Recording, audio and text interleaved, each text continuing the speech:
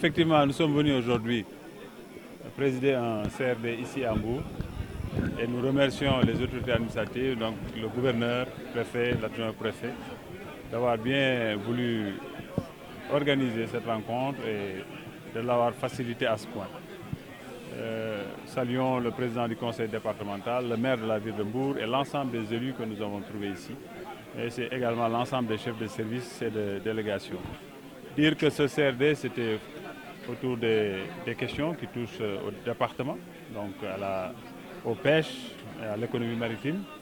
Et effectivement, nous avons tenu à écouter les acteurs, après avoir présenté d'abord le projet qui doit se tenir ici à Mbour, à savoir la construction d'un quai de pêche ici à Mbour,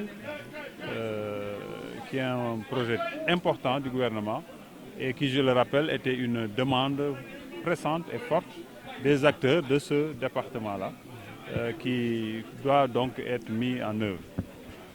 Et là, il fallait donc le repréciser, parce que les acteurs sont au courant de ce projet, ils maîtrisent ce projet, mais repréciser peut-être au besoin certaines choses, mais surtout écouter nos acteurs qui ont eu, en fonction de leur zone d'activité, qu'il s'agisse du marieur, du pêcheur ou de la femme transformatrice, nous dire les soucis qu'ils ont, mais également les élus.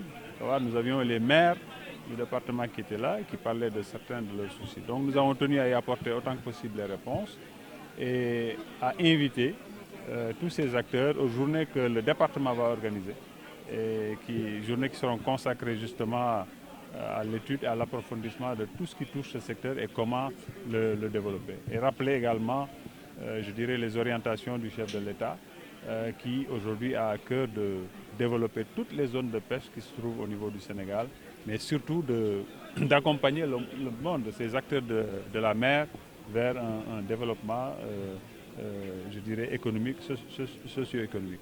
Voilà un peu, si je résume, les éléments de discussion. Vous en avez cité quelques-uns qui n'étaient pas les plus saillants, mais qui tous ont eu à trouver leur réponse, à savoir qu'il s'agisse du port de Ndayane, je le reprécise ici, ce qui a été dit récemment dans la presse n'est pas avéré. Aujourd'hui, il n'y a aucune signature de contrat concernant ce port. Les négociateurs d'ailleurs de cette entité arrivent au Sénégal demain pour justement continuer ces négociations qui sont menées depuis un bon moment maintenant. Nous espérons y arriver avec en tout cas maximisant les avantages de l'État du Sénégal, du peuple sénégalais, et en mettant un accent aussi sur les notions de souveraineté et autres. Et je pense qu'il n'y a aucun souci de ce point de vue-là. Et les acteurs du secteur ont aussi organisé de façon beaucoup plus rapprochée peut-être les cleaning days, parce que cette salubrité est importante. Aujourd'hui, vous savez que le fond marin est largement attaqué par cela. Nos plages ne présentent pas un beau visage. Donc tout ceci, je pense qu'il y a une politique avec les ministères chargés de ces questions que nous devons mettre en branle. Il y a déjà des idées pour la récupération de tout ce qui touche les filets, les dormants, toutes les matières plastiques qui traînent pour donc une réutilisation. Il y a une entité qui nous a fait des propositions intéressantes. Donc dire que c'est important, cette salubrité. C'est un secteur qui touche à de l'alimentaire, et qui dit alimentaire dit forcément salubrité, sécurité, propreté. Donc ce sont des questions importantes que forcément nous allons adresser convenablement. Le problème existe, il y a des solutions qui sont mises en œuvre.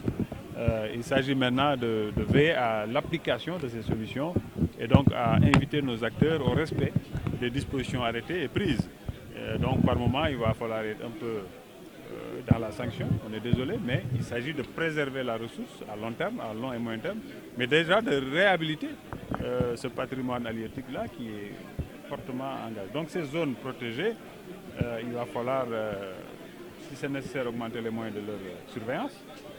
Mais en tout cas, nous avons invité nos acteurs à respecter cela et à être eux-mêmes les premiers protecteurs de ces zones, parce qu'il s'agit de préserver à moyen et long terme leur propre activité. Nous allons l'étudier pour ne pas être fermés. Mais s'il y a eu un gel des immatriculations à un moment donné, c'est toujours la trame, c'est cette politique de préservation de la ressource. Parce que justement, il faut quand même limiter les agressions au niveau de ces ressources par rapport à une politique globale. Donc voilà ce qui a expliqué ce gel-là. Maintenant, chaque fois, les choses sont dynamiques. Il faut les étudier, voir s'il y a des ouvertures possibles, on le fait. S'il n'y en a pas, mais on explique. On va être dans l'explication, la communication, pour expliquer à ces acteurs que augmenter encore les capacités de capture menace donc la préservation de cette ressource à long terme. On parle de 1200 hectares, je crois que le périmètre lui-même ne dépasse pas cela du port. Maintenant, vous savez, parfois on y met d'autres zones. Tout ça, c'est à la fin des négociations et des explications à fournir. Parce qu'il y a, par exemple, d'autres zones qui sont sollicitées pour des zones économiques spéciales. Toujours à l'avantage des populations. Parce que c'est le développement économique qui est recherché dans ces différentes zones. Donc il ne faut pas tout mettre dans le port. Tout n'est pas à capitaliser dans le port.